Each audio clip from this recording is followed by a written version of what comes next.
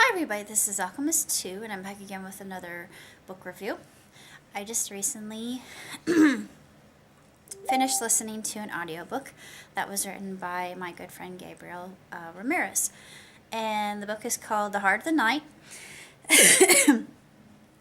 And honestly, being a lover of history and historical fiction, I absolutely loved every second out of it. It was packed with action, adventure, subterfuge, mutiny. It's very reminiscent of Arthur's Tale. If you know anything about King Arthur and his upbringing and all that, Arthur was a figure of legend. Some say that Arthur was not a figure of legend, so it makes me wonder if Urian is actually Arthur. Something to ponder. You might want to look into that, Gabe. But the story is really compelling, and the way he writes, it draws you in immediately. And the way that the dialogue between the characters, it's so natural, and how they deal with the situations that they're in, and where Urian is coming from, Urian of the Highlands. He begins in obscurity, but Raven, who is actually sworn to king and crown, and for all intents and purposes, he's very corrupt, and he's just doing what his king has told him to do. And he goes in and he sacks this village and kills Urian's parents, and he takes compassion upon the boy and decides, I've seen enough bloodshed for the day. I'm going to take him in and raise him as my own. And I thought, this is going to be interesting. And it really was. It's this absolutely beautiful story, and how he's trained, and Raven doesn't want Urian to be like him because he always thought of himself as corrupt. And it actually shows Raven's true character, which I thought was a very intriguing twist in the dynamic of his development.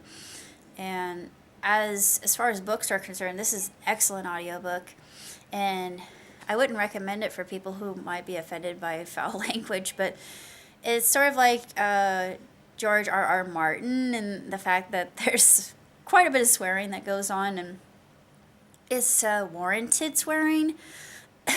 But it gave me that sense that maybe he had been inspired by Mr. Martin, and rightfully so. This is very, very fantastically written, and I absolutely loved it. And I would love to listen to more books that were written by you, Gabe. This one is absolutely superb, and I don't say that lightly. You have a lot of talent, and you really put a story together well. And I could see all these things happening in my head. The narrator that you had was perfect. And the music that was used just elevated the scene more. And, of course, there's a love story involved. I'm not going to say what that is, but it's more about the battle and the strategy. And it's so interesting. It's just, I'm sorry. It's just so different from other things I've encountered. And being a person who has grown up reading historical fiction, you got to have something that really grabs the reader's interest, and this certainly does. It starts off with a character, a true underdog. You would never think anything of this particular boy, especially as an infant, and he's just only 3 years old when his family is ruthlessly slain, and he's just a baby, literally. He doesn't know what's going on. He's innocent. And it's just such a remarkably told story that you want to hear more, and you root for him. You think, oh, I only want the best for Urian and his troops. And you begin to really develop feelings for him, and the love story that he has, and the fame that he gains later on in his campaign. And yeah, the medieval times were ruthless. I would really love to see your take on Western. I do, just because I'm just curious as to how you would portray kind of situation with that, because I think you could do it. But this is warranted 2 thumbs way up from me. 5 stars. I mean, there are some grammatical errors, but it's really nothing really that substantial. It's nothing too grievous of an error to take away from the story in and of itself. For an audiobook, and for someone who's just getting into the publishing gig, I think you've got the chops for this, and I really think that you could go really far.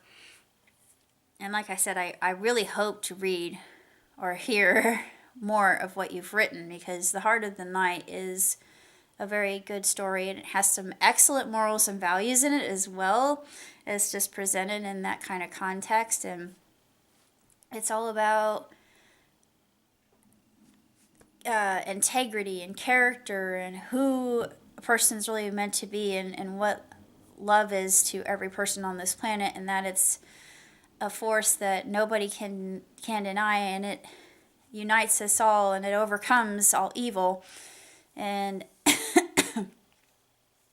I like that. I liked the courage. I liked the bravery involved, the chivalry, the true intent of knights. Actually, is you thought, ooh, I've seen knights as kind of upright characters, and yeah, this kind of reveals the flip side of that, which I thought, Now I was thinking of the Knights Templar, and I thought, yeah, there's a lot of truth to that. Conquering and killing Jews in the name of God.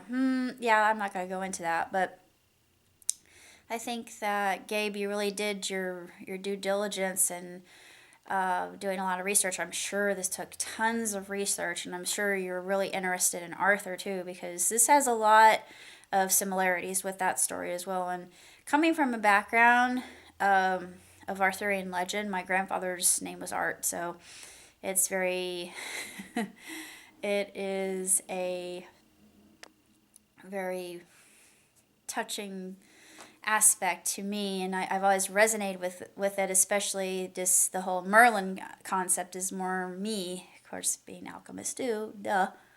I can identify more with Merlin than I can with Arthur. But yeah, very, very excellent. I would I would look forward to hearing another book fairly soon. Hopefully I can. So I am glad to do this for my friends, and I'm just tickled pink. I like to say I am tickled the brightest shade of shrimp, as one character said in Paddington 2. But it was an excellent hear, if I could say that. That's an odd way to say it. It was a rollicking hear. It was very scintillating. It was very engrossing. I was engaged the whole time. I wasn't bored at all when listening.